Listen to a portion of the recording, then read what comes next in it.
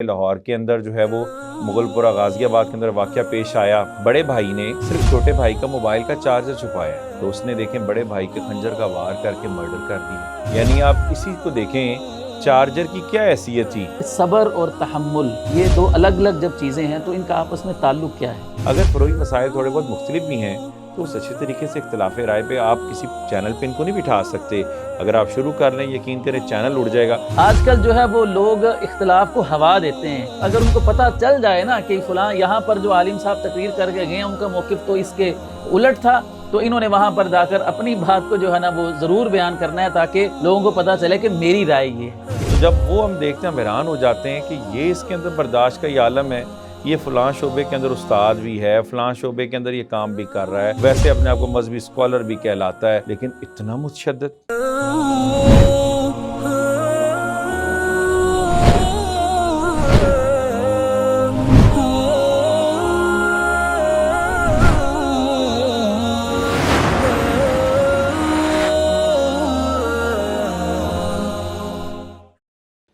بسم اللہ الرحمن الرحیم، نحمدہ ونصلی ونسلم علی رسولہ الکریم۔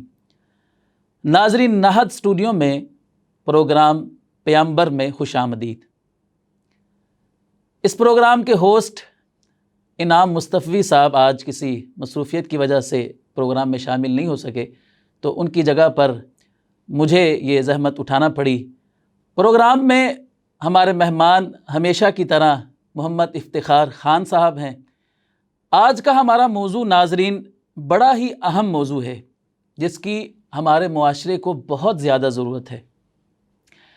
جب ہم اپنی سوسائٹی میں نظر دوڑاتے ہیں تو سوسائٹی کو ہم کسی بھی زاویے سے دیکھیں، معاشرے کے کسی بھی طبقے کو دیکھیں تو ہمیں ان کے اندر ایک بہت بڑی خامی اور خرابی نظر آتی ہے، اور وہ ہے عدم برداشت۔ ہم بات کریں اگر مذہبی طبقے کی تو ان کے اندر بھی برداشت نہیں ہے، جب سیاسی لوگوں کو دیکھتے ہیں تو ان میں بھی برداشت نام کی ہمیں چیز نظر نہیں آتی ہے۔ گھریلو معاملات ہوں یا معاشرے میں پبلک پلیسز پر لوگوں کا بے صبری کا مظاہرہ کرنا، تو یہ ساری چیزیں یہ معاشرے میں کیوں ہیں اور یہ ان کو ہم ختم کیسے کر سکتے ہیں، اور سب سے بڑھ کر ہم جس دین کو ماننے والے ہیں، دین اسلام، وہ اس تعلق سے ہماری کیا رہنمائی کرتا ہے۔ تو ہم انشاءاللہ اپنے مہمان گرامی کے ساتھ آج کے پروگرام میں اس موضوع پر گفتگو کریں گے۔ تو جناب افتخار صاحب، آپ کا بہت شکریہ، آپ پروگرام میں تشریف لائے۔ بہت شکریہ عبداللہ صاحب۔ اور عبداللہ صاحب آج میرے ساتھ مہمان تھے، اور آج ہم دونوں ہی اس پروگرام کا ایک ڈسکشن فورم ہوگا۔ یہ ہم دونوں مہمان بھی ہیں اس پروگرام کے اور آج میزبان بھی ہیں، کیونکہ ہمارے ہوسٹ کی مصروفیت کی وجہ سے اور بالخصوص حالیہ دنوں میں دلخراش واقعات کی اور بالخصوص یہ دلخراش واقعات کا بار بار یہ جو ہونے کی بنا پر ہم نے یہ پروگرام اس حوالے سے سوچا کہ ہم اس وقت جو ہے وہ اس ٹاپک پر عدم برداشت کے اوپر آج گفتگو کریں گے، اور انشاءاللہ عبداللہ صاحب اس میں ہماری مذہبی حوالے سے، قرآن و حدیث کے حوالے سے اس کی اہمیت کے اوپر انشاءاللہ ہمیں مکمل اس حوالے سے آگہی بھی دیں گے اور اس معاملے میں ہمیں مکمل معاونت بھی دیں گے۔ بہت شکریہ عبداللہ صاحب آپ کو اتنے شارٹ نوٹس پہ بلانے کا، اور آپ نے ہمیں جوائن کیا، اور ریئلی آنر فار می۔ جزاک اللہ خیر۔ تو ڈاکٹر صاحب، سب سے پہلے ہم دیکھتے ہیں کہ یہ تحمل یا برداشت جس کو ہم کہہ رہے ہیں، یہ اصل میں ہے کیا ہے؟ صبر بھی ایک لفظ ہوتا ہے، بلکہ صبر اور تحمل ہم ان دونوں کو ملا کر استعمال کرتے ہیں۔ صبر و تحمل کا ایک مرکب جو ہے نا وہ اکثر استعمال ہوتا ہے۔ تو آپ یہ بتائیے کہ صبر اور تحمل یہ دو الگ الگ جب چیزیں ہیں تو ان کا آپس میں تعلق کیا ہے؟ کیونکہ جس بندے کے اندر اگر کسی چیز کو برداشت کو اگر دیکھیں تو ایک صبر ایک بڑی براڈر ٹرم ہے، اور تحمل اس کا ایک کانٹینٹ ہے۔ کیونکہ جس بندے کے اندر کسی چیز کو برداشت کرنے کی صلاحیت ہوگی وہ اس لیے ہوگی کیونکہ اس کے اندر حلم ہوگا، اس کے اندر اس کا دل نرم ہوگا، اس کے اندر عاجزی ہوگی، اس کے اندر عاجزی انکساری ہوگی، وہ برداشت کرنے کی صلاحیت رکھتا ہوگا۔ اب جب یہ دونوں چیزیں اس لیے جڑی ہیں، صبر کے ساتھ تحمل کا ہونا لازم و ملزوم ایسے ہی ہے کہ جیسے آپ یہ دیکھیں کہ ایک شخص اگر کسی چیز کو صبر کر رہا ہے اور اگر اس کے اندر وہ تحمل نہیں ہے تو یہ دونوں چیزیں ایک دوسرے کے بغیر نامکمل ہیں۔ اگر آپ حلم رکھتے ہیں، تحمل آپ کے اندر ہے، تو پھر لازم بات ہے کہ آپ کے اندر صبر بھی ہوگا کہ آپ یہ نہیں دیکھیں گے کسی کا رائٹ چھوڑا جائے، اگر کیو میں لگے ہیں تو اس کو بائی پاس کریں، اگر آپ کی ٹرن نہیں ہے تو آپ اس کو چھوڑیں، اگر آپ کی ٹرن دور ہے اور آپ اس کو اگر فار ایگزامپل آپ بل کی لائن میں ہی جمع کروانے کھڑے ہیں، آپ وہاں قاصد کو تھوڑے سے پیسے دے کے لائن کو بائی پاس نہیں کریں گے، آپ کو پتہ ہے کہ یہ میرا رائٹ ہے، یہ میرا ڈیو شیئر ہے، آپ اس کو کسی بھی طرح بائی ہک اینڈ کرک غلط طریقے سے نہیں لیں گے، جائز طریقے سے اپنا جو ہے وہ رائٹ لیں گے۔ یہ دونوں چیزوں میں یہ لازم و ملزوم ہونا اسی لیے ہے کہ جس شخص کے اندر صبر ہے لازم بات ہے کہ اس کے اندر تحمل بھی ہوگا، اگر اس کے اندر حلم ہے، تحمل ہے، تو وہ برداشت کرنے کی بھی صلاحیت رکھتا ہے۔ اور سب سے بڑھ کر اگر یہ دیکھیں معاشرے میں اس وقت جس چیز کا فقدان ہے، جس چیز کی وجہ سے ہمارے اندر یہ مسائل پیدا ہو رہے ہیں، روز مرہ قتل عام ہو رہا ہے، چاہے وہ معاشی قتل ہو، چاہے وہ انسانی قتل ہو، چاہے وہ کسی بھی طور پر معاشرے میں کوئی برائی اگر پنپ رہی ہے، تو اس میں بنیادی وجہ یہی ہے کہ ہم ایک دوسرے کو زیر کرنا چاہتے ہیں، ہمارے اندر صبر نہیں ہے، تحمل نہیں ہے۔ جب صبر و تحمل نہیں ہے تو ہم کسی کو برداشت نہیں کر سکتے، جب آپ برداشت نہیں کر سکتے تو الٹیمیٹ اس انٹالرنس سے، لیک آف ٹالرنس سے، برداشت کی کمی سے معاشرے کے اندر فتنہ فساد، لڑائیاں، اور اس سے کیا ہوتا ہے کہ ابھی جس طرح حالیہ دنوں میں لاہور کے اندر جو ہے وہ مغل پورہ غازی آباد کے اندر واقعہ پیش آیا، بڑے بھائی نے صرف چھوٹے بھائی کا موبائل کا چارجر چھپایا ہے، صحیح، تو اس نے دیکھیں بڑے بھائی کے خنجر کا وار کر کے مرڈر کر دیا۔ یعنی آپ اسی کو دیکھیں چارجر کی کیا حیثیت تھی، اصل وجہ چارجر کی حیثیت نہیں تھی، یہ جو موبائلوں کی جو لت لگی ہے نا، اس میں ہمارا نوجوان طبقہ، ہم سکولز کالجز میں دیکھیں، اس کی کسی مسٹیک یا بلنڈر کے اوپر جو موبائل سے جڑا ہے، آپ اس سے موبائل لے لیں، اس کی جان نکلنے والی ہو جاتی۔ کیوں؟ موبائل کے ساتھ جو اس کی چیز جڑی ہے نا، اس کے اوپر وہ اس کا ٹالریٹ کرنا ناممکن ہو جاتا ہے کہ بس کسی بھی طرح مجھے یہ چیز حاصل ہو جائے۔ اس کی وجہ سے کیا ہو رہا ہے کہ آپ دیکھیں مسائل دن بدن بڑھ رہے ہیں، قتل عام، انسان جو ہے وہ اس وقت بھیڑ بکریوں کی مانند ہے۔ روڈز کے اوپر اگر آپ نظر دوڑائیں تو آپ یہ دیکھتے ہیں کہ اگر گاڑی کہیں سلو ہو جاتی ہے تو پیچھے جو ہے وہ گالیوں کا تانتا بن جاتا ہے، اتر کے لڑنا شروع ہو جاتے ہیں۔ حالانکہ دیکھیں کہ آپ نے جو چند منٹ میں تیزی میں جا کے کون سا ایسا قلعہ فتح کرنا ہے۔ جی جی، اصل اصولی طریقہ کار تو یہی ہے کہ اگلا بندہ بھی تو جانے کی کوشش کر ہی رہا ہے نا۔ گاڑی میں بیٹھا باپ جو ہے جب وہ گالی دیتا ہے ساتھ والے سلو گزرنے والے کو یا کٹ کرنے والے کو، بچہ بیٹھا نوٹ کر رہا ہے، اس کے مائنڈ میں بھی وہ چیز آ رہی ہے، وہ نسل در نسل بے صبری منتقل ہونے کی وجہ سے کیا ہوتا ہے کہ پورا معاشرہ جو عدم برداشت کا شکار ہے، اب کوئی بات سننے کو تیار نہیں۔ یہ واقعات لوگوں کے جو جنسی تشدد ہو یا جسمانی تشدد ہو، یہ بھی تو ایک عدم برداشت کی ایک علامت میں سے آتا ہے نا، کہ جب ایک چیز ایک لمٹ ایکسیڈ کر جاتی ہے تو پھر اس کی وجہ سے کیا ہوتا ہے کہ معاشرے میں بگاڑ پیدا ہوتا ہے۔ اگر یہی ٹالرنس آ جائے، یہ تو دنیاوی اعتبار سے ہم بات کر رہے ہیں نا، اب ریلیجیس پوائنٹ آف ویو سے اگر دیکھیں، ریلیجیس حوالے سے دیکھیں کہ اگر اختلاف رائے ہے ایک پروگرام کے اندر، دو لوگ بیٹھے ہیں، دو مکاتب فکر کے، یہ دو اسکول آف تھاٹس بیٹھے ہیں، اختلاف رائے کا ایک بہت اچھا طریقہ کار ہے کہ آپ اپنا جو ہے وہ پوائنٹ آف ویو بیان کریں، جو کنٹریری ہے آپ ایک دوسرے کی اختلاف رائے کو بھی رسپیکٹ دیں، آنر دیں۔ آپ کے خلاف، آپ کے نزدیک وہ بات نہیں ٹھیک، آپ اس کو، آپ کے اندر ایک اچھا ایک طریقہ کار ہونا چاہیے کہ آپ اس کو اچھے طریقے سے کنوے کریں۔ اختلاف کا بھی طریقہ ہے، اختلاف ہونا کوئی بری بات تو نہیں بری ہے، بات اور نہیں ہے، یہ بڑی ہاں بات جی، نہیں ہے، آپ ہوتا اپنے ہے، پاس دلائل رکھتے ہیں، اگلا ہاں بندہ اپنے دلائل رکھتا ہے، بالکل ایسے ہی ہے، تو اور پھر آپ اپنی رائے کے میں آزاد ہیں، دوسرا بندہ اپنی رائے کے لیے آزاد ہے، اور آپ اپنی رائے کو دوسرے کے سامنے پیش کر سکتے ہیں، رکھ سکتے ہیں، لیکن آپ دوسرا بندہ پابند نہیں ہے کہ آپ کی رائے کو مانیں، وہ مانے۔ بالکل ایسے ہی۔ اچھا، اسی حوالے سے میں آپ سے بھی چاہوں گا کہ ابھی تو ہم انشاءاللہ اس میں مختلف مثالوں سے اس کو واضح بھی کریں گے، آپ اس میں قرآن و حدیث کی روشنی میں ہمیں اور پبلک کو ضرور بتائیں کہ جو تحمل، برداشت، صبر، اس میں کتنی ہمارا دین کی تعلیمات اس حوالے سے ہیں، قرآن و حدیث کے روشنی میں اور پیغمبر علیہ الصلوۃ والسلام کی جو عملی زندگی اور پھر اس طرح صحابہ کرام کے حوالے سے جو مثالیں میں ملتی ہیں، تو اس حوالے سے اس پہ روشنی آپ بھی ذرا ڈالیں، کیونکہ یہ اسپیشلی ہم بطور مسلمان ہمارے لیے جو بیسک جو رولز، جو گائیڈنس، جو چیز ایک سٹینڈرڈ ہے، وہ تو لازم بات ہے کہ وہ محمد رسول اللہ صلی اللہ علیہ وسلم کی ذات اقدس ہے۔ تو اس حوالے سے اس پہ ذرا روشنی ڈالیے۔ دیکھیں، اس حوالے سے سب سے پہلے تو جو اسلام کی تعلیمات ایک مسلمان کے لیے ہیں، اگر ہم ان کی بات میں کرتے ہیں، سب سے پہلے ہم جس خدا کو ماننے والے ہیں، اللہ سبحانہ و تعالی، ہم اللہ کی ذات کے بارے میں، اس کے صفات کے بارے میں اگر غور کریں تو اللہ رب العزت نے قرآن مجید میں جو اپنا تعارف کروایا ہے اپنے اسماء حسنہ کے ذریعے سے، تو اللہ تعالیٰ کے پیارے ناموں میں سے ایک نام الحلیم ہے۔ اللہ تعالیٰ بردبار ہے، اور ہمیں اس بات کو میں کہنے میں کوئی مبالغہ آرائی نہیں ہے کہ اس کائنات میں اگر سب سے زیادہ برداشت کسی کے اندر ہے تو وہ خالق کائنات کے اندر ہے، کوئی شک نہیں۔ یعنی اللہ سبحانہ و تعالیٰ کی ذات وہ ذات ہے کہ جو اس کائنات کی خالق ہے۔ اس نے انسانوں کو پیدا بھی کیا ہے، انسان کو وہ رزق بھی عطا فرما رہا ہے، ان کی ضروریات بھی پوری فرما رہا ہے،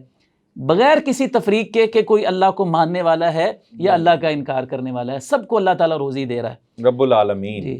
اور آپ دیکھیں کہ حدیث مبارکہ میں آتا ہے کہ لوگ اللہ تعالیٰ کا انکار کرتے ہیں، اللہ تعالیٰ کو برا بلا کہتے ہیں، اللہ کہتے ہیں کہ اللہ کی اولاد ہے، یہ اللہ کو گالی دینے کے مترادف ہے، کہنا کہ اللہ کی اولاد ہے، حالانکہ اللہ تعالیٰ تو اولاد سے پاک ہے، تو کہنا کہ اللہ کی اولاد ہے، اور پھر کہنا کہ اللہ تعالیٰ مثال کے طور پر کہ اللہ تعالیٰ لوگوں کو مارنے کے بعد دوبارہ زندہ کرنے پر قادر نہیں ہے، یہ اللہ تعالیٰ کی قدرت کو چیلنج کرنے والی بات ہے کہ اللہ تعالیٰ تو علی کل شیء قدیر ہے، جس نے پہلی دفعہ انسانوں کو پیدا کیا ہے وہ دوسری دفعہ بھی پیدا کرنے پر قادر ہے، اور بلکہ اللہ رب العزت نے فرمایا قرآن میں کہ دوسری دفعہ پیدا کرنا کوئی پہلی دفعہ پیدا کرنے سے زیادہ مشکل تو نہیں ہے، پہلی دفعہ تو تم تھے ہی نہیں، تمہارا نام و نشان نہیں تھا، وجود نہیں تھا، تو اس نے تمہیں وجود بخشا، تو اب تو پھر بھی اس نے تمہیں خود ہی موت دی ہے، تو وہ تمہیں کیوں زندہ کرنے پر قادر نہیں ہوگا؟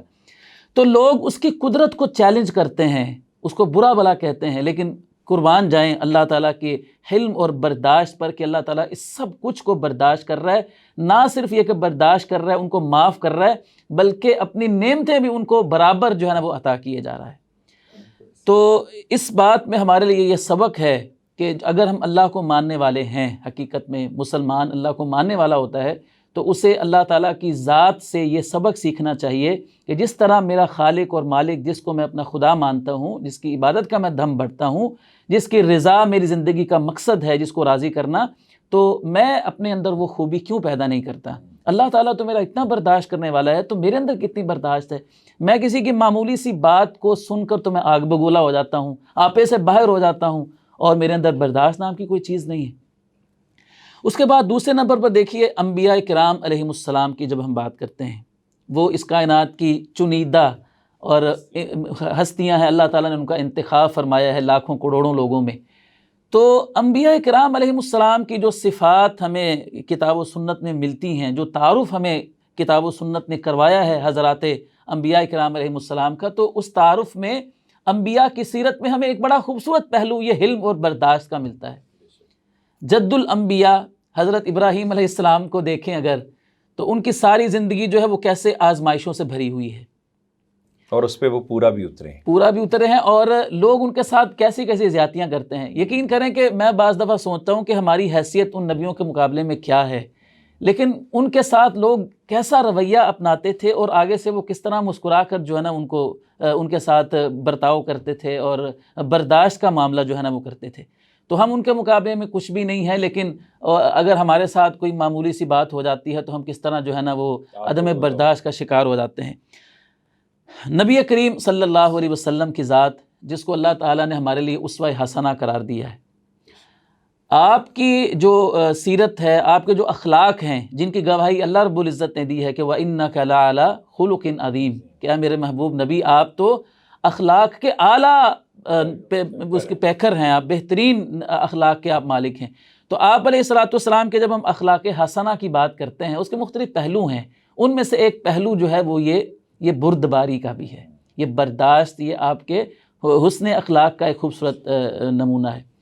تو اس حوالے سے سیرت کی کتابوں میں بہت سارے واقعات ہمارے سامنے ہیں، حدیث کی کتابوں میں بہت سارے واقعات ہمارے سامنے جیسے موجود ہیں۔ قرآن مجید میں بھی ارشاد فرمایا نا اللہ نے اگر ہم آپ کو نرم دل نہ بناتے تو یہ آپ کے قریب کیسے جی، آتے؟ فَبِمَا رَحْمَةٍ مِّنَ اللَّهِ لِنْتَ لَهُمْ، اے نبی اللہ کی رحمت سے آپ ان کے لیے نرم بنا دیے گئے ہیں، اگر آپ نرم دل نہ ہوتے اس طرح تو یہ تو آپ کے قریب بھی نہ آتے۔ تو اس کا مظاہرہ پھر ہمیں نبی علیہ الصلوۃ والسلام کی زندگی میں ہوا، بہت سارے مواقع پر ہوا کہ آپ علیہ السلام نے کس طرح لوگوں کو برداشت کیا۔ صحیح مسلم کے اندر ایک واقعہ ہے کہ زماد ازدی نام کا ایک غیر مسلم، اور وہ حکیم تھا، علاج کیا کرتا تھا لوگوں کے۔ تو مکے میں یہ فضا بنائی گئی تھی کہ ایک شخص نے نبوت کا دعویٰ کیا ہے، اور نعوذ باللہ وہ کہتے تھے کہ وہ پاگل ہو گیا ہے، دیوانہ ہے، بہکی باتیں کرنے لگ گیا ہے، کہتا ہے میرے پاس آسمان سے وحی آتی ہے وغیرہ وغیرہ۔ لوگوں نے یہ باتیں نبی علیہ السلام کے بارے میں مشہور کر رکھی تھی۔ تو وہ آگے آپ کے پاس، آپ صحابہ کے ساتھ تشریف فرما ہیں، اور آ کر کہنے لگا کہ محمد صلی اللہ علیہ وسلم، میں تمہارا علاج کرنے کے لیے آیا ہوں، تمہیں جنون اور دیوانگی کی بیماری ہے، میں تمہارا علاج کرنے کے لیے آیا ہوں، میں نے اور بھی بہت سارے لوگوں کے علاج کیے ہیں، تو اللہ تعالیٰ تمہیں شفا عطا فرمائے گا، میں تمہارے اوپر دم کرتا ہوں۔ تو قبل اس کے کہ وہ اپنا دم کرتا، نبی کریم صلی اللہ علیہ وسلم نے اس کے سامنے وہ خطبہ پڑھا جو خطبہ جمعے کے اندر پڑھا جاتا ہے، ان الحمد للہ نحمدہ ونستعینہ ونستغفرہ۔ آپ علیہ الصلوۃ والسلام نے یہ پورا خطبہ اس کو پڑھ کر سنایا۔ تو وہ کرنے تو آیا تھا دم آپ علیہ الصلوۃ والسلام کو، لیکن خود کو دم کروا کر چلا گیا۔ اور نبی علیہ الصلوۃ والسلام یہ خطبہ پڑھ کر جب فارغ ہوئے تو وہ آپ کے پاس آیا اور کہتا ہے کہ یا رسول اللہ، اپنا ہاتھ آگے بڑھائیے، میں بیعت کر کے اور اسلام قبول کر کے آپ کا غلام بننا چاہتا ہوں۔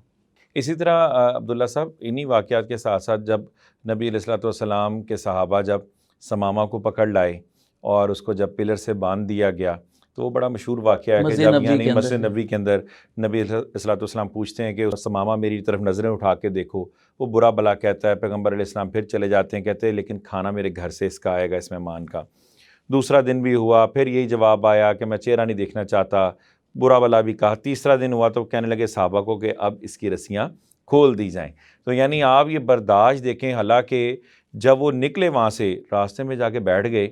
کہ میں قتل کا ارادہ بھی رکھتا تھا، ان کا میں بدترین دشمن بھی ہوں، وہ چاہتے تو اس وقت مجھے قتل بھی کروا سکتے تھے، لیکن انہوں نے مجھے 2-3 دن کھانا بھی گھر سے دیا، برتاؤ بھی اتنا اچھا کیا، میری بدتمیزیوں کو برداشت بھی کیا، تو وہ پھر اللہ نے دل کی جب کیفیت بدلی تھی، دھمکی لگائی اس نے، اللہ کے رسول صلی اللہ علیہ وسلم کو اس نے چھوڑ بار بار دیں گے دھمکی لگائی۔ ہاں جی، تو میں چھوڑ دیں گے تو ٹھیک، ورنہ میرے بدلہ لینے والے ہاں جی، آ جائیں گے۔ یہ بہت بڑی دھمکی ہے۔ جی تھی۔ جی، اور پھر اسی طرح آپ دیکھیں کہ نبی علیہ الصلوۃ والسلام کے جانثاروں کے جو واقعات بھرے پڑے ہیں اس حوالے سے، جب عمر بن خطاب رضی اللہ تعالیٰ عنہ کو مجوسی غلام ابو الفیروز نے دھمکی لگائی تھی کہ جب چکی بنانے کی بات ہوئی تو کہنے کہ مجھے بھی چکی بنا کے، تو آپ کو چکی ایسی بنا کے دوں گا کہ عرب و عجم میں دھوم پڑ جائے گی۔ امیر المومنین نے یہ کہا کہ دیکھو یہ مجوسی غلام ہے لیکن مجھے قتل کی دھمکی دے گیا ہے، تو صحابہ کہنے لگے کہ اگر آپ کہیں امیر المومنین تو اس کو بھی پکڑ لیتے ہیں، تو کہنے لگے کس چیز کی سزا دو گے اسے؟ اس نے کہا ہے کیا تو نہیں نا۔ اور پھر دوسرا واقعہ جب مال غنیمت کی چادروں والا تھا، تو جب ایک بندے نے کھڑے ہو کے سوال کیا کہ مال غنیمت کی تقسیم آپ نے ٹھیک نہیں کی، اس چادر سے ہماری تو قمیض پوری نہیں بنی، آپ کی کیسے بنی؟ تو وہ کتنی یہ زبردست ٹالرنس کی، پیشنس کی یہ مثالیں ہیں کہ وہ پھر اپنے بیٹے کو کھڑے ہو کے کہتے ہیں کہ بیٹے تم اس کے عبداللہ اس کے بارے میں وضاحت یعنی کرو، ایک قمیض وقت کا کیسے بنی؟ حاکم ہے اور ایک عام آدمی اس پر الزام لگا لگا رہا ہے اور وہ اپنے آپ کو پیش کر رہے ہیں۔ جی جی، آج آپ یہ تصور کر سکتے ہیں،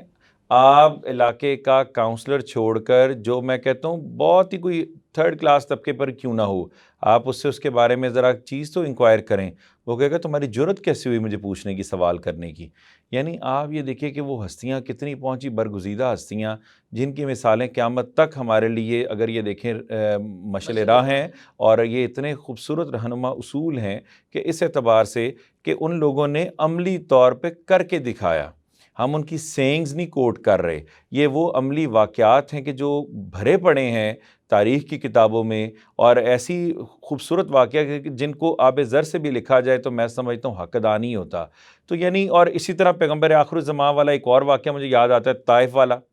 جب ظلم کے پہاڑ انہوں نے توڑ دیے، اور جب اللہ رب العزت نے فرشتہ بھیجا پہاڑوں والا کہ پیغمبر اگر آپ یہ کہیں تو میں پہاڑوں کو ملا کر طائف کی ہستی نیست و نابود کر دوں، تو پیغمبر کی ٹالرنس آپ دیکھیں، وہ کیا کہتے ہیں، میں لوگوں کے لیے رحمت بن کر آیا ہوں, زحمت کے لیے, پھر بھی دعا کر رہے ہیں. اتنے ظلم و بربریت. پھر آپ یہ دیکھیں رئیس المنافقین عبداللہ بن ابی, جس نے ساری زندگی نقصان پہنچایا, بہت زیادہ سازشیں کی اور بہت تکلیف پہنچانے کی کوشش بھی کی. تو اس اعتبار سے دیکھیں آخری وقت میں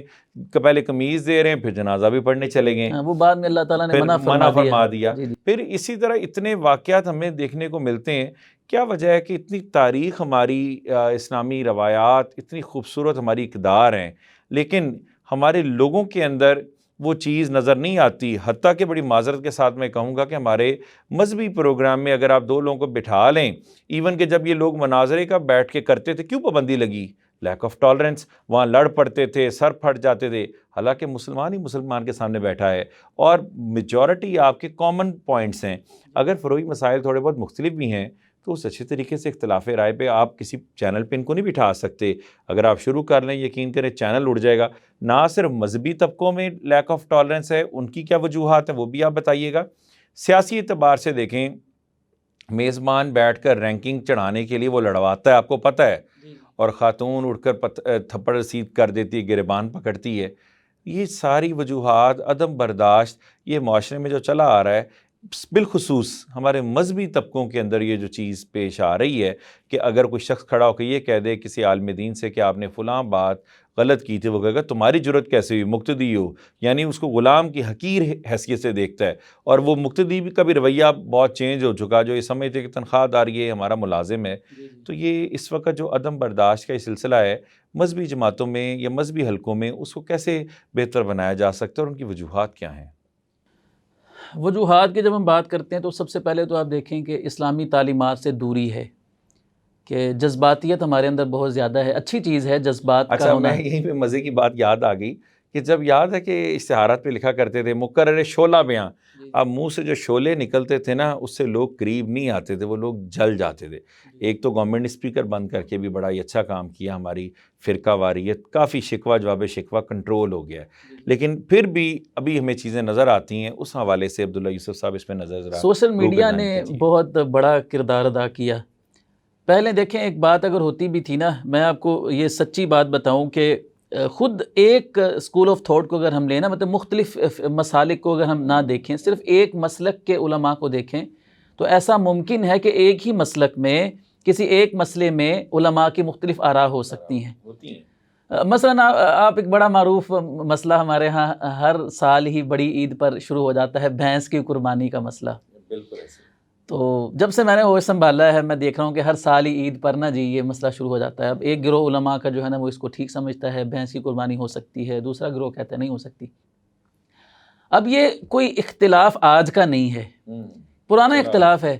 پہلے بھی اختلاف ہوا کرتے تھے, اور ایک عالم دین نے اپنی مسجد میں اپنے نمازیوں کے سامنے ایک موقف رکھا, دوسری مسجد میں عالم نے دوسرا موقف رکھا, ان کے مقتدیوں نے اپنے امام صاحب کی بات کو دلائل کے مطابق تسلیم کر لیا, دوسری مسجد کے امام صاحب کی بات کو ان کے مقتدیوں نے جو ہے نا وہ فالو کر لیا. یقیناً دونوں کے پاس اپنے اپنے دلائل تھے نا, تو وہ معاملہ چلتا رہا. اور ایک دوسرے کی برداشت اتنی زیادہ تھی کہ میں نے یہ واقعہ سنا کہ ایک عالم دین ایک رائے رکھتا ہے, جب دوسرا عالم دین جو اس رائے میں اس سے مختلف ہے, یہ عالم دین اس کی مسجد میں درس دینے کے لیے جاتے ہیں, تقریر کرنے کے لیے جاتے ہیں, تو ان کی مسجد میں سے ایک مقتدی وہ مسئلہ وہ اس عالم سے پوچھتا ہے کہ آپ کی اس مسئلے کے بارے میں کیا رائے ہے. تو وہ عالم اس مسجد کے امام والا موقف بیان کرتا ہے, اپنے موقف کو چھوڑ دیتا ہے کہ اگر میں نے اس مسجد میں ان کے امام صاحب کے, ان کے خطیب صاحب کے خلاف مسئلہ بیان کیا تو ان کی تو عزت جو ہے نا وہ کم ہو جائے گی. لیکن اختلاف رائے پیدا ہو. لیکن آج کل کیا ہے, آج کل جو ہے وہ لوگ اختلاف کو ہوا دیتے ہیں. یعنی کہیں پر جا کر تو اگر ان کو پتہ چل جائے نا کہ فلاں یہاں پر جو عالم صاحب تقریر کر کے گئے ہیں ان کا موقف تو اس کے الٹ تھا, تو انہوں نے وہاں پر جا کر اپنی بات کو جو ہے نا وہ ضرور بیان کرنا ہے تاکہ لوگوں کو پتہ چلے کہ میری رائے یہ ہے. تو ذاتیات کو ہم آگے لے آئے ہیں, یعنی دین تو پیچھے رہ گیا نا, ذات اور انا کا مسئلہ ہم بنا لیتے ہیں. جس طرح دیکھیں, میں آپ کی بات کاٹ رہا ہوں, اس میں سیاسی طور پہ دیکھیں, آپ کو نواز شریف سے ان لوگوں کو عمران خان سے اختلاف رائے بے شمار اختلافات ہیں. لیکن اس کے باوجود دیکھیں ان کی ذاتیات میں کبھی اس طرف سے طاہرہ سید کا کیس اٹھتا ہے، کبھی ادھر سے سیتا وائٹ کا آتا ہے. یعنی آپ دیکھیں کہ آپ کا ایک ان سے نظریاتی اختلاف ہے، سیاسی اختلاف ہے، آپ کا منشور اور ہے، لیکن آپ اس میں ذاتی ان کے فعل کو آگے لانا. حالانکہ ہمیں یہ سوچنا چاہیے کہ ہمارے اندر بہت ساری کمیاں کوتاہیاں ہیں دوسرے کو پوائنٹ آؤٹ کرنے سے پہلے. جب آپ اس میں دیکھیں تو آپ کو اپنے کے بعد کوئی اور اس سے برا شخص نظر ہی نہیں آتا. تو بجائے اس کے کہ ہم اس کے ذاتی ہم نظریات پر ہی اگر بات کریں تو زیادہ بہتر ہوگا. لیکن وہ پگڑیاں اچھالنے کا جو چینلز کے اندر جو ریٹنگ کے دوڑ میں ہمارے اندر سب سے زیادہ انٹالرنس ان سے پیدا ہوئی ہے کہ یہ لوگ سب سے زیادہ مشتعل ہوتے ہیں. آپ یہ شام میں جم خانہ میں کٹھے چائے بھی پی لیتے ہیں، شرابیں بھی پی لیتے ہیں، اور بھی واقعات ان کے کٹھے ہیں، جو منسٹری ان کی جو سارا اسلام آباد ہے وہاں پہ بھی کٹھے مل لیتے ہیں، اور پارلیمنٹ میں بھی یہ کٹھے ہیں بعد میں. لیکن جو پبلک کے سامنے شعلہ بیانی ہے اس سے لوگوں کو بائیفرکیٹ کیا جا رہا ہے. اختلاف رائے اتنا زیادہ کہ لوگ سر پھاڑنے تک الیکشنز میں لوگوں کی ڈیتھ ہو جاتی ہے. تو یہ چیزیں معاشرے کے اندر جو یہ عدم برداشت بڑھتا چلا جا رہا ہے سیاسی طور پر، مذہبی طور پر، معاشرتی طور پر، اس کے بارے میں آپ کیا کہنا چاہیں گے؟ یہ سوشل میڈیا اس کے اندر بہت بڑا کردار جو ہے نا وہ ادا کر رہا ہے. ہر شخص کو حق آزادی رائے کا جو ہے نا وہ سوشل میڈیا نے دے دیا ہے. موبائل آپ کے ہاتھ میں ہے اور کی پیڈ آپ کے موبائل میں ہے، آپ جو چاہیں جو ہے نا وہ شیئر کر سکتے ہیں. تو یہ میمز بنائی جاتی ہیں سوشل میڈیا کے اوپر. اگر آپ ایک پارٹی کے ہیں، دوسری پارٹی کے حکمران کو آپ برا بلا کہتے ہیں، اس کی ذات پر جو ہے نا وہ کیچڑ اچھالتے ہیں، الزامات لگاتے ہیں. اور ظاہر ہے پھر جب آپ دوسرے کے خلاف یہ ایسا کچھ کریں گے تو پھر وہ بھی خاموش نہیں رہے گا. دیکھیں جس دین کو ہم ماننے والے ہیں نا، ہمارا دین تو ہماری یہ تربیت کرتا ہے کہ تم نے دوسرے مذہب کے خداؤں کو برا نہیں کہنا، ورنہ تو وہ تمہارے خدا کو برا بلا کہیں گے. کتنی زبردست بات ہے کہ آپ دیکھیں کہ ہمیں دوسرے لکم دینکم ولی دین. جی، یعنی ہم اپنی یہ نہیں ہے کہ ہم کمپرومائز کر لیں، کمپرومائز نہیں کریں گے ہم. یعنی ہمارا دین حق پر ہے، ہم اللہ الحمدللہ ہم حق پر ہیں، ہم سمجھوتا نہیں کریں گے باطل کے ساتھ. لیکن دوسروں کے ساتھ دوسروں کے معبودوں کی بدتمیزی نہیں کریں گے، ان کو برا بلا نہیں کہیں گے اس وجہ سے کہ وہ ہمارے اللہ کو اس کی وجہ سے برا بلا کہیں گے. دیکھیں جہاں تک شخصیات کے اعزاز کی بات ہے نا، ان کی عزت اور احترام کی بات ہے، اب تو یہ جذباتیت ہمارے نوجوانوں کے اندر آ گئی ہے اور وہ بات کو سمجھنے کے لیے تیار نہیں ہوتے ہیں. مولانا ثناء اللہ امرت سری رحمۃ اللہ علیہ، کون ان کے نام کو نہیں جانتا ہے. خاص طور پر قادیانیوں کے خلاف وہ اس مرد مجاہد نے جتنا کام کیا ہے اس کا کوئی ثانی نہیں ہے. ختم نبوت کے محاذ پر مرزا غلام احمد قادیانی کو انہوں نے مباہلے کا چیلنج کیا اور اس کے خلاف کتابیں بھی لکھی کافی ساری. میں آپ کو آپ یہ بات سن کر حیران ہوں گے کہ مولانا ثناء اللہ رحمۃ اللہ علیہ نے اپنی کتابوں میں جہاں کہیں بھی مرزا غلام احمد قادیانی کا ذکر کیا ہے تو وہ پتہ کس طرح سے کیا ہے؟ مرزا صاحب یہ کہتے ہیں، مرزا صاحب یہ لکھتے ہیں، مرزا صاحب آپ نے ایسا کیوں کیا ہے. اگر ان کو مخاطب بھی کرتے ہیں تو آپ کر کے کرتے ہیں. لیکن آج ہم دیکھ لیں کہ ہم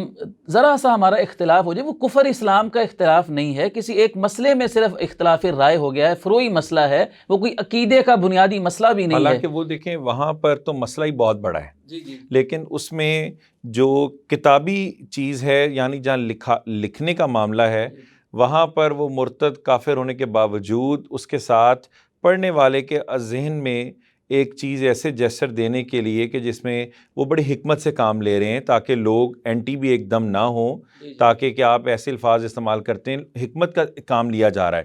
لیکن دوسری طرف اسلام میں رہتے ہوئے حتیٰ کہ بعض اوقات ایک ہی اسکول آف تھاٹ کے علماء ہوتے ہیں، کئی ان میں لجنہ بن جاتے ہیں، کئی ان میں یہ تکفیری آ گئے، کہیں یزیدی گروپ آ گیا، کہیں حسینی گروپ آ گیا، یعنی کہیں حیاتی آ گئے، کہیں مماتی آ گئے. یعنی اس میں بھی اتنے جماعتوں کے اختلافات ہیں، 1.5 انچ کی مسجد بنی ہے، تکفیری فتوے لگتے ہیں. یہ وجہ آپ تو محراب و منبر سے ایک آواز آنی چاہیے تھی. تو اس کے لیے بہت اچھا سلوشن کہ آپ نہیں سمجھتے کہ سرکار کو، گورنمنٹ کو علماء کونسل بنا کر تمام اسکول آف تھاٹ سے ایک خطبہ جمعے کا ان کو اسکرپٹڈ دیں،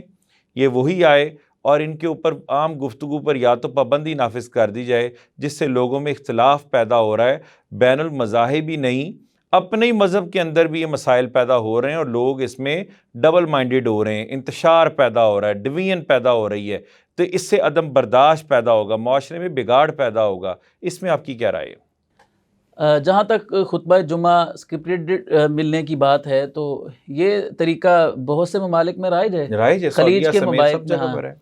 تو ہمیں شاید یہ پرابلم ہو سکتا ہے کہ یہاں پر جو حکومت ہے یا سرکار میں جو جیسے ہمارا جو وزارت مذہبی امور ہے وہ ایک مخصوص طبقے کو جو ہے نا وہ یا عمران خان صاحب کے دائیں اور بائیں روافض زیادہ ہیں، ہاں جی، یا روافظ کے علاوہ اگر اہل سنت کی بھی بات کریں تو ایک ان مخصوص میں بھی طبقہ ڈفرینٹ اسکول آف تھاٹس جی، ہیں، اور بالکل وہ ایسے ہی ہیں۔ مطلب ہمارے پورے پاکستان میں یعنی وزارت مذہبی امور کی جتنی بھی مساجد ہیں وہ ایک مخصوص طبقے کے پاس ہیں، آپ سمجھتے ہیں ان چیزوں کو، اوقاف کے انڈر جو اوقاف کے اندر جو مسجدیں ہیں وہ ایک مخصوص مسلک کے پاس ہیں ساری۔ تو اب لوگوں کو یہ لگتا ہے کہ اگر ایسی کوئی بات ہو جاتی ہے، اگر حکومت اپنے پاس یہ لے لیتی ہے تو دوسرے مسلک کی کہیں جو ہے نا وہ کوئی ان کے حق کے اندر جو ہے نا وہ کوئی کمی نہ آ جائے، وہ سمجھتے ہیں کہ کہیں ایسا نہ ہو کہ جو خطبہ ہو کہیں وہ ہمارے مسلک کے خلاف نہ ہو یا وہ ہمیں برداشت نہ ہو، ہمارے لیے قابل قبول نہ ہو اس کے نہیں تو اندر اس کے لیے کنٹینٹ۔ یہ کیوں نہیں کرتے اوقاف کے محکمے کے اندر تمام اسکول آف تھاٹ شامل کریں آپ، جی بالکل، اور سب اپنا اپنا خطبہ دیں اور وہ خطبے ایک لائحہ طے کیا جائے، اور ان کا مدارس کا سسٹم بھی ایک ہونا چاہیے جس میں آپ سنگل نیشنل کریکولم متعارف بھی کروائیں، عصری اور دینی علوم کا امتزاج چلے، تاکہ تمام بچے جو کسی بھی مدارس سے پڑھ کے جب نکلیں تو ان کی بیسک کامن ٹرمز ایک ہونی چاہیے۔ چاہے جائے کہ آپ پورا مدارس کا ایک نصاب نہیں کر سکتے کیونکہ وہ اپنے مسلکی طور پر مختلف پڑھ رہے ہیں، لیکن کم از کم جو ایگزامینیشن باڈی ہے وہ تو ایک ہونی چاہیے، اکائی ہونی چاہیے، تاکہ ملک میں ایک نظام رائج کرنے کی کوشش جہاں سکولز میں کی جا رہی ہے وہاں مدارس کے اندر بھی ہونی نہیں، چاہیے۔ مدارس میں وفاق المدارس تو موجود ہیں، ہر مسلک کا وفاق جو ہے نا وہ موجود ہے۔ تو اصل میں بات یہ ہے کہ ہر مدرسے کے جو طلباء ہیں سارے وہ سب کے سب وفاق کے امتحان نہیں دیتے ہیں، مخصوص یعنی چند طلباء جو ہے نا وہ اس میں سے پاس ہوتے ہیں، پیپر میں اپیئر ہی بہت تھوڑے طلباء ہوتے ہیں، یعنی تو جن اس کو سے کیا نقصان نہیں ہوتا کہ محتمم نے چند بچے ایسے پاس آؤٹ کر دیے، کچھ وفاق میں سے چلے گئے، تو سارے ہی اگر اس میں سے گزریں تو آپ کی چھاننی جو لگ جائے گی، سیونگ جو ہوگی، اس سے آپ کو ایک بہترین پروڈکٹ آئے گی۔ جی بالکل ایسا ہی ہے، لیکن جو ذہین طلباء ہوتے ہیں وہ وفاق کا امتحان دیتے ہیں، وہ سمجھتے ہیں کہ ذرا مشکل ہے، اور جو دوسرے طلباء ہیں وہ جامعات کے جو اپنے امتحانات ہوتے ہیں انہی میں اپیئر ہو کر تو وہ پاس کر کے تو جامعہ ان کو اپنی ڈگری بھی ایشو کرتا ہے۔ اب یہ دیکھیں، ایک اور میں مثال سے میں دینا چاہوں گا کہ پوری دنیا میں بالخصوص ہمارے اسلامی ممالک جو ہیں، چاہے اس میں ایران ہے، مصر ہے، وہاں پہ ڈفرینٹ اسکول آف تھاٹس ہونے کے باوجود محفل قرات بہت ہوتی ہیں، اس قرآن کے ٹاپک کے اوپر قرات کے لیے تمام اسکول آف تھاٹس یکجا ہو جاتے ہیں۔ ہمارے ہاں قومی سطح پہ بھی اس کا ٹرینڈ نہیں ہے، اور دوسرا اگر یہ دیکھیں تو ہمارا ریجنل لیول پہ بھی بہت کم محفل قرات، اب کچھ تھوڑا سا ٹرینڈ آیا ہے، ورنہ صرف ہمارے اہل سنت دیوبند کے علاوہ عام ہمیں مکاتب فکر کے اندر محفل قرات کا ٹرینڈ نظر نہیں آتا، حالانکہ یہ وہ چیز ہے کہ جس قرآن سننے کے لیے تمام لوگ یکجا ہو سکتے ہیں، کیونکہ وہ تو ایک بولی ہے نا۔ جی جی، تو کیا ہے کہ اس کو فروغ دینا چاہیے، جس طرح مصر کے اندر ہے، ایران عراق میں ہے، تو یہ اس کی ضرورت ہے کہ کامن ٹرم اور اس کو اختلاف رائے کو کم کرنے کے لیے اگر اس کو زیادہ پروموٹ کیا جائے۔ محافل قراءات الحمدللہ کثیر تعداد میں ہو رہی ہیں، الحمدللہ ہر مسلک میں شروع ہو گئی ہیں، اور یہ تو کچھ سال سے مصری قراء کا پاکستان میں آنا، اور ابھی بھی میرے خیال میں اگلے ہفتے پاکستان میں مصری قراء، آپ کے یہاں مغل پورے میں یہ مسجد توحید کے اندر اگلے ہفتے کو محفل قراءت ہے، اور اتفاق سے آج بھی ایک شام کو محفل حسن قراءت ہے اور اہل حدیث کی مسجد میں ہے، تو یہ الحمدللہ چلا ہے سلسلہ، اور لوگ سنتے ہیں قرآن مجید کی تلاوت۔ مصر کی جو آپ بات کرتے ہیں، مصر کا جو ہے نا وہ کوئی اس معاملے میں ثانی نہیں ہے، کیونکہ انہوں نے بہت کام کیا ہے اس پر، اور قرآن مجید کی تلاوت کے حوالے سے خوبصورت آوازیں، جی قاری عبدالباسط مصری رحمہ اللہ، پھر اسی طرح دیکھیں شیخ شہات، اور پھر اسی طرح بے شمار شیخ صدیق منشاوی رحمہ اللہ، بے شمار اتنی خوبصورت آوازیں. میں سمجھتا ہوں کہ اتنی خوبصورت آوازیں شاید امام کعبہ کی نہیں ہیں جو ان کے پاس آوازیں موجود تھیں. بڑے نایاب ہیرے تھے، آج بھی ان کے پاس بہت خوبصورت پڑھنے. اچھا مزے کی بات یہ ہے پاکستان کے اندر یہ ٹرینڈ ہے کہ اگر قاری ہو تو اس کی داڑھی اتنی ہو، یہ حلیہ ہو. وہاں سے جب قاری آتا ہے وہ جیسے بھی حلیے میں ہو، وہاں یہ بیٹھ کر اختلاف نہیں کرتے، وہاں پہلو میں بٹھا کے سنتے ہیں. یہ کیسا معیار ہے؟ داڑھی کی جو حیثیت ہے اور اہمیت ہے اس پر تو کوئی دو آرا نہیں ہو سکتی، بالکل نہیں ہو سکتی، لیکن اس معاملے میں بھول جاتے ہیں. بس قرآن کی آپ کہہ لیں کہ قرآن کا یہ اعزاز ہے کہ اس کی وجہ سے. باقی جو آپ نے بات کی امام کعبہ کی اور مصری قراء کے کمپیریزن کی، تو یہ دو دیکھیں الگ الگ چیزیں ہیں. قرآن مجید کی تلاوت کے مختلف درجات ہیں، وہ حدر ہے اور وہ مشق ہے. تو اس لیے آپ شاید مشق کو زیادہ پسند کرتے ہیں. یقیناً اس میں تو ماشاءاللہ جب ہم 7 لہجات میں جب قرآن مجید نحاوند، حجازی، سیکا میں سنتے ہیں تو وہ بڑا خوبصورت، وہ منظر ہی اور ہوتا ہے. اور حدر میں بھی بہت خوبصورت آوازیں. شیخ ایوب رحمہ اللہ اور مسجد نبوی کے جو امام تھے سابقہ، بہت پیارا قرآن مجید پڑھتے تھے. بڑی بڑی پیاری آوازیں ہیں، ان پہ آپ کامن ٹرمز پہ لوگوں کو لا سکتے ہیں. تو معاشرے میں اور آپ کیا سمجھتے ہیں کہ کیا طریقہ کار ایسا رائج کیا جائے، اور کیا وہ اصول و ضوابط ہیں، یا وہ کیا ایسے پیرامیٹرز ہیں، وہ کیا ایسی نارمز ہیں جن سے ہم معاشرے کے اندر عدم برداشت ختم کر کے لوگوں میں برداشت، تحمل کا مادہ پیدا کر سکتے ہیں؟ اس میں دیکھیں سب سے پہلے جو بنیادی چیز ہے نا، وہ ہمیں اپنی طبیعت کو کچھ اس طرح سے بنانا ہے کہ معاشرے میں رہتے ہوئے ہمارا جن بھی لوگوں سے واسطہ پڑتا ہے، اپنی فیملی کے ممبرز ہوں، اپنے محلے کے لوگ ہوں، جہاں ہم کام کرتے ہیں، ہمارے ملازمین ہیں، جن لوگوں سے بھی ہمیں واسطہ پڑتا ہے نا، تو ہمیں ان کی چھوٹی چھوٹی باتوں کو نظر انداز کرنا، اگنور کرنا شروع کر دینا چاہیے. Obviously, ignorance is the best policy. یعنی ہر بات کو فوراً پکڑنا اور اس پر رد عمل کا اظہار کرنا، اور فوری رد عمل کا اظہار کرنا، یہ ہماری تربیت کو جو ہے نا وہ عدم برداشت کی طرف لے کر جاتی ہے. اللہ کے نبی صلی اللہ علیہ وسلم سے ایک صحابی نے پوچھا کہ یا رسول اللہ، میرا ملازم غلطی کرتا ہے تو کتنی بار میں اس کو معاف کروں؟ آپ علیہ السلام نے فرمایا کہ 70 بار بھی اگر غلطی کرتا ہے تو 70 بار تم اس کو معاف کرو. تو اب آپ دیکھیں کہ ہمارے اندر معافی نام کی کوئی چیز نہیں ہے. غلطی کی ہے تو پھر ہم سے بچ کر دکھائے کوئی. یعنی ہم تو انتظار کر رہے ہوتے ہیں گویا کہ داڑھ کے نیچے وہ آئے، کب آئے اور کب ہم اس کو پکڑیں. تو چھوٹی چھوٹی معمولی چیزوں کو نظر انداز کرنا ہمیں سیکھنا چاہیے. یعنی ہر بات جو ہے وہ قابل گرفت نہیں ہوتی ہے. اگر ہم سمجھتے بھی ہیں کہ وہ قابل گرفت ہے تو اس کا فوری رد عمل نہیں ہونا چاہیے، بلکہ انتظار کرنا چاہیے. ابھی آپ نے بات کی طائف کے واقعے کی کہ نبی علیہ الصلوۃ والسلام کے ساتھ انہوں نے زیادتی کی ہے، لیکن آپ صلی اللہ علیہ وسلم کیا فرما رہے ہیں کہ اللہ تعالیٰ انہی لوگوں میں سے ایسے لوگ پیدا کرے گا کہ جو وہ اللہ کا نام لینے والے ہوں گے. تو آپ دیکھیں انتظار کر رہے ہیں، انتظار کے کوئی بات نہیں، انہوں نے ایسا کیا ہے تو اللہ تعالیٰ ان میں سے کچھ وقت کے بعد، اور پھر ایسا ہوا، دیر آئے درست آئے. تو اب یہ دیکھیں کہ ہم فوراً جب رد عمل کا اظہار کرتے ہیں تو بعد میں خود بھی پریشانی ہوتی ہے. یہ جو غصہ ہوتا ہے نا، غصہ، کسی نے بڑی خوبصورت تعریف کی ہے غصے کی. کسی اللہ والے سے کسی نے پوچھا کہ غصہ کیا ہوتا ہے، تو انہوں نے فرمایا کہ کسی کے جرم کی سزا خود کو دینا، یہ غصہ ہوتا ہے. غلطی دوسرے نے کی ہے تو سزا اس کو ملنی چاہیے، لیکن غصہ کرنے والا خود سزا بھگت رہا ہوتا ہے. اور یہ بڑی بات ہے کہ جب آپ کسی کی چیز کو ٹالریٹ کرتے ہیں اور اس کو پھر آپ رسپونڈ نہیں کرتے، اور ویسے بھی بدلہ لینے والے سے معاف کرنے والا زیادہ جو ہے وہ مضبوط ہے، اسٹرانگ ہے، عزت بھی بات ہے، عزت بڑھتی. نبی علیہ الصلوۃ والسلام نے فرمایا کہ ما زاد اللہ بعفو الا عزا، کہ جو بندہ معاف کرتا ہے اللہ تعالیٰ اس کی عزت میں اضافہ کرتا ہے. یعنی لوگ یہ سمجھتے ہیں کہ اگر میں نے معاف کر دیا نا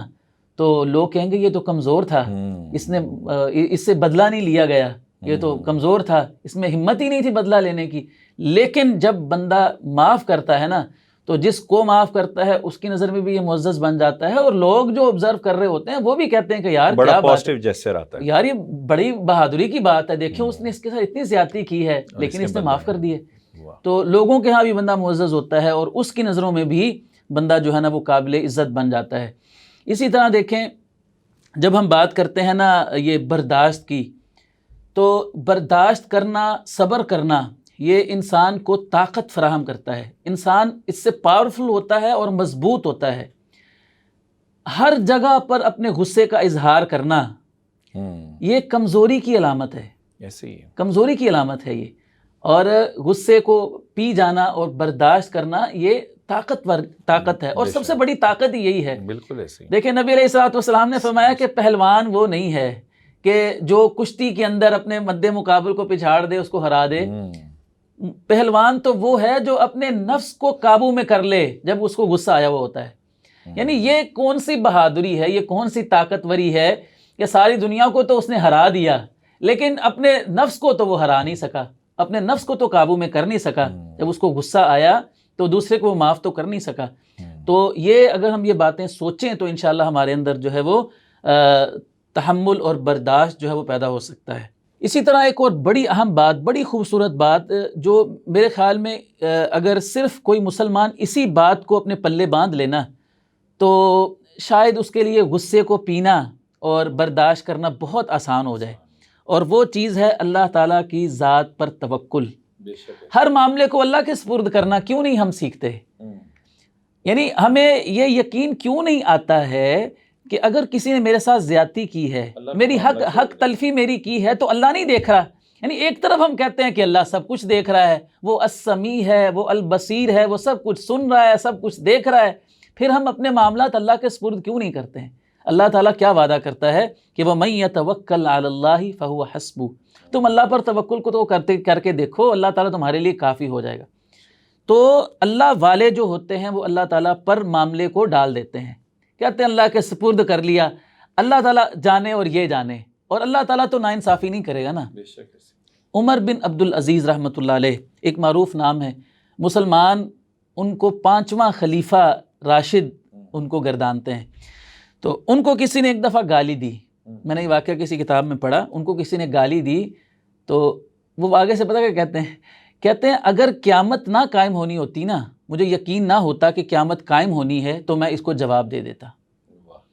یعنی مجھے یہ جب یقین ہے کہ قیامت قائم ہونی ہے، جزا اور سزا ہو جانی، اور اللہ تعالیٰ نے مجھے میرا بدلہ مجھے وہاں دے دینا ہے، اور وہاں پر دیکھیں بدلہ جو ہے نا وہ نیکیوں کی صورت میں ملنا ہے۔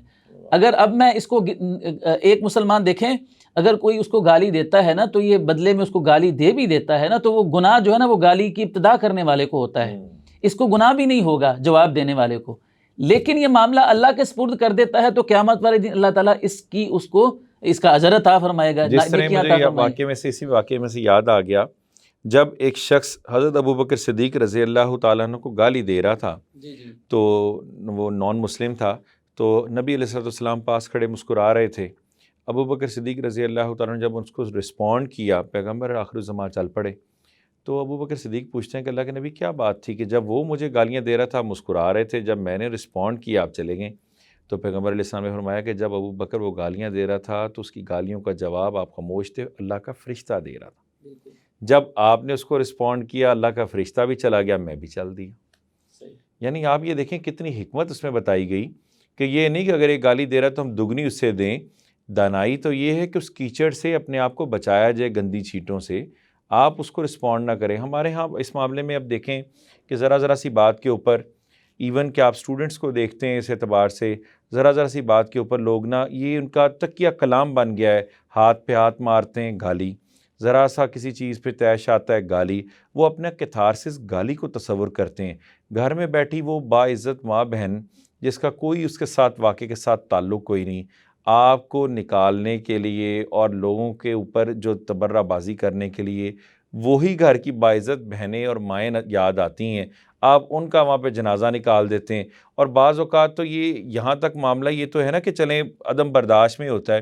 بعض اوقات لوگ ہنستے ہوئے بھی ہر بات کے ساتھ تکیہ کلام میں جب یہ گفتگو اپنا ثانی بنا لیتے، کیوں؟ Company makes a man different. اگر آپ شارٹ ٹیمپر لوگوں کے ساتھ اٹھتے بیٹھتے ہیں، آپ کا مزاج بھی وہ شارٹ ٹیمپر ہو جاتا ہے، اور جس شخص کا ٹیمپرامنٹ اچھا نہیں ہے وہ نہ ہی کبھی ایک اچھا مینیجر ہو سکتا ہے، نہ ہی اچھا کبھی ایڈمنسٹریٹر ہو سکتا ہے، نہ ہی وہ لیڈر ہو سکتا ہے، کیونکہ لیڈر کے اندر جب تک یہ کوالٹیز نہیں ہوں گی تب تک وہ کبھی بھی شخص آگے نہیں بڑھ سکتا۔ اس کے اندر پیشنس، ٹالرنس اور لوگوں کی بات جذب کرنے کا جو مادہ ہے یہ بہت بڑا ہونا چاہیے. جس طرح حضرت عمر رضی اللہ تعالیٰ عنہ بڑی جلالی طبیعت کے تھے، تو ابو بکر صدیق رضی اللہ تعالیٰ عنہ کیا کہتے ہیں کہ جب عمر پہ اس کا خلافت کا بوجھ آئے گا نا تو عمر کی طبیعت خود بخود تبدیل ہو جائے گی. اور یقیناً پھر لوگوں نے دیکھا کہ جہاں لوگ سوال بھی کرتے ہیں، جہاں اور بڑھیا نے بھی کہا حضرت ابو بکر کی جگہ پر وہی طریقہ کار فالو کرتے عمر بن خطاب اس عورت کی گھر کی صفائی کرنے جاتے ہیں، عیادت کرتے ہیں. تو کہنے لگے اماں سناؤ، کہتی ہیں یہ عمر بن خطاب جو خلیفہ بنا ہے نا، اس سے میں نے پوچھنا، اس سے میرا کوئی نہیں کبھی آج تک میری داد رسی کی. تو جب کہنے لگے اماں اس کی عدالت لگتی ہے وہاں پر جا کے دیکھنا، عورت دیکھ کے کانپنے لگی، عدالت فاروقی لگی، اور وہی شخص جو میرے گھر کا کام کرتا ہے. یعنی آپ دیکھیں کتنا چینج آیا. وجہ کیا تھی؟ جب آپ کے اوپر رسپانسبلٹی آتی ہے تو اگر آپ ٹالریٹ نہیں کرتے، اگر آپ برداشت نہیں کرتے، کیونکہ بعض اوقات جذباتیت میں بولے ہوئے جو جملے اور منہ سے نکلی بات اور کمان سے نکلا تیر جب واپس نہیں آتا تو وہ رشتوں کی دراڑ کا، رشتوں میں توڑنے کا سبب بنتے ہیں. یہی تو وجہ ہے کہ عدم برداشت کی وجہ سے آج معاشرے میں سب سے زیادہ طلاق کی شرح بہت بڑھ گئی ہے. اس کے بارے میں آپ بچیوں کو کیا ایسا ہی تاکید کرنا چاہیں گے، اور نہ صرف بچیوں کو بلکہ مرد حضرات اور دونوں کو، کہ جن میں عدم برداشت ہے اور ہم فوری طور پر جو ہے وہ رشتوں کی دراڑ کی طرف چلے جاتے ہیں. ہم سب کے اندر، ہم آج بات تو کر رہے ہیں لیکن ہمارے اندر عدم برداشت ان ایکچوئل ہے. وہ یقینی بات ہے، ہمارے معاشرتی رویے، ہمارے حالات اور ہمارے ارد گرد کا ماحول ضرور اس میں اثر انداز ہو رہا ہے. لیکن ایسے لوگوں کو آپ کیا ایسی رائے دینا چاہیں گے کہ آپ اپنے رویوں میں تبدیلی کیسے لے کر آئیں؟ اس حوالے سے ایک بڑا کردار جو ہے وہ مثبت سوچ کا ہے. یعنی انسان کی جو سوچ ہے نا وہ مثبت ہونی چاہیے. پوزیٹیو تھنکنگ یہ ایک بہت اچھی چیز ہے. اس کے مقابلے میں بدگمانی، دوسروں کے بارے میں بلا وجہ گمان ہو جانا اور مفروضے قائم کر لینا اصل بات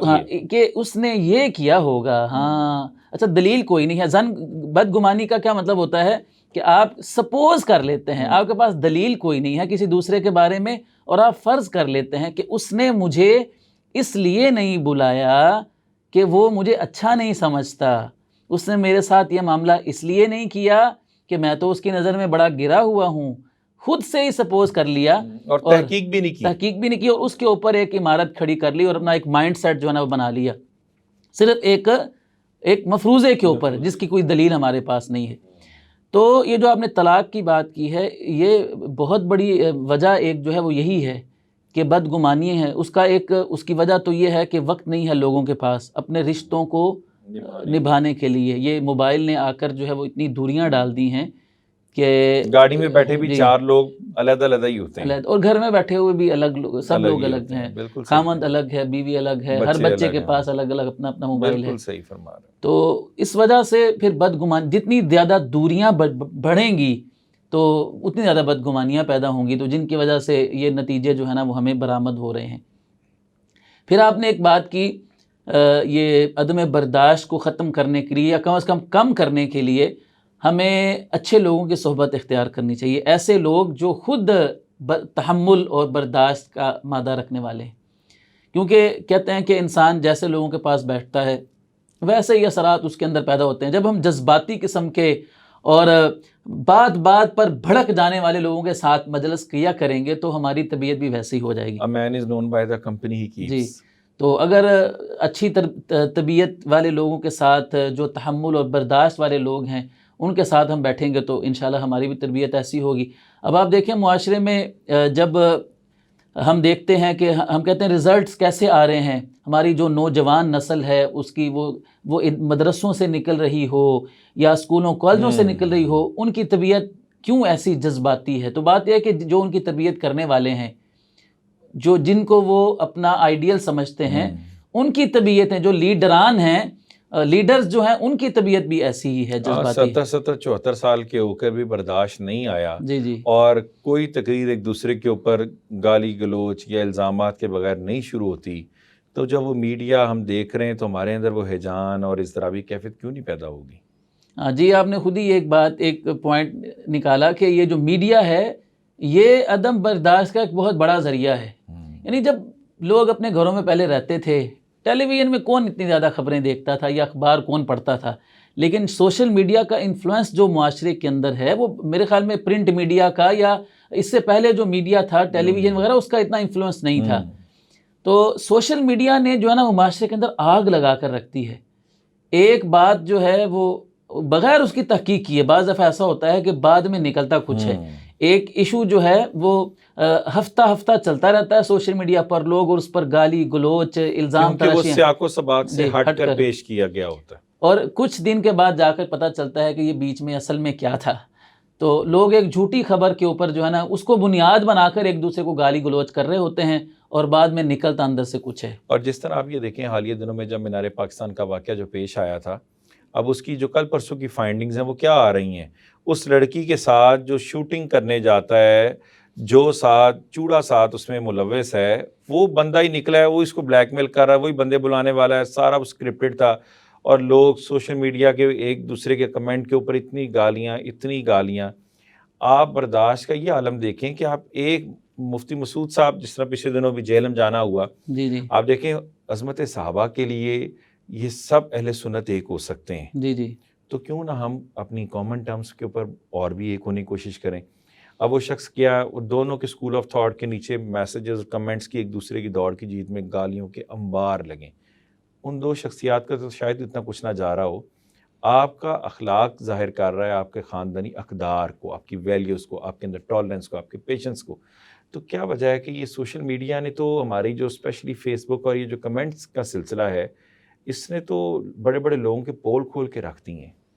یہ کمنٹس کا سیکشن جو ہے نا یہ شاید بند ہی ہو جانا چاہیے. اس سے انسان زیادہ سیکھنے کی بجائے جو ہے نا وہ زیادہ ہم دیکھتے ہیں کہ یہ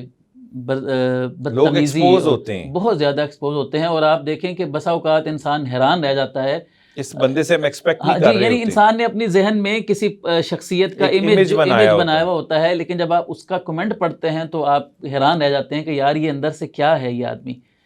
کیونکہ وہ تو جو اس کا جو میسج ہے، یہ جو کمنٹ ہے، وہ اس کے اندرونی اس کی شخصیت کا آئینہ دار ہے، اس کا شاخسانہ ہے. تو جب وہ ہم دیکھتے ہیں ہم حیران ہو جاتے ہیں کہ یہ اس کے اندر برداشت کا یہ عالم ہے. یہ فلاں شعبے کے اندر استاد بھی ہے، فلاں شعبے کے اندر یہ کام بھی کر رہا ہے، ویسے اپنے آپ کو مذہبی اسکالر بھی کہلاتا ہے، لیکن اتنا متشدد. تو پھر جب ایک متشدد آدمی آگے بچے پڑھائے گا، کسی آرگنائزیشن میں ہوگا، تو وہ شدت پسندی نسل در نسل اور آگے سے آگے چلتی جائے گی. تو اس کی روک تھام کے لیے جو آخر میں آپ جو چیزوں کو سمرائز کرنا چاہتے ہیں، وہ آپ اس حوالے سے ضرور اس پہ روشنی ڈالیں، تاکہ اس پروگرام کو ایک اچھے طریقے سے سم اپ بھی کیا جائے، تاکہ لوگ جو ہیں کم از کم اور کچھ نہ صحیح اپنی زندگی میں بہتری لانے کے لیے، برداشت لانے کے لیے، رشتوں کو سپیس دینے کی کوشش کریں. اس میں ایک بڑی جو ہے نا وہ فیصلہ کن بات آپ کہہ لیں، اور آخری بات یہ ہو سکتی ہے کہ رائے کا مختلف ہونا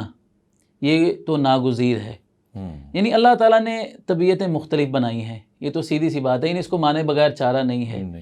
آپ کا ذہن ضروری نہیں ہے کہ میرے ذہن سے میچ کرے. آپ کی طبیعت الگ ہے، میری طبیعت الگ ہے، آپ کے تھاٹس خیالات الگ ہیں، میں کسی اور افکار و نظریات کا مالک ہو سکتا ہوں. مسئلہ اس وقت بنتا ہے جب میں یہ سمجھ لوں کہ جو میرے خیالات ہیں، جو میری رائے ہے وہ صحیح ہے اور دوسرا لازمی طور پر غلط ہے. اور اس سے بھی آگے جب میں یہ سمجھ لوں کہ دوسرا شخص بھی میری رائے کو ماننے کا پابند ہے.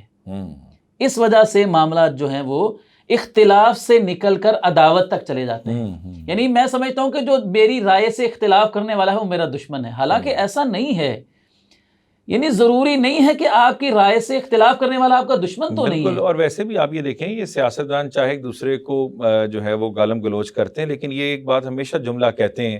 اختلاف رائے جمہوریت کا حسن ہے. یہ حسن کو ماننے کو بھی تیار نہیں ہے. یعنی اختلاف دیکھیں، رائے میں اختلاف، مطلب جب ہم فروعی مسائل کی بات کرتے ہیں تو یہ تو صحابہ کرام رضوان اللہ علیہم اجمعین میں بھی تھا آپس میں. لیکن کیا وہ اختلاف کی وجہ سے انہوں نے فرقے بنا لیے تھے، یا وہ ایک دوسرے کی عزت میں کمی لاتے تھے، دوسرے کو برا بھلا کہتے تھے؟ ایسا تو نہیں تھا.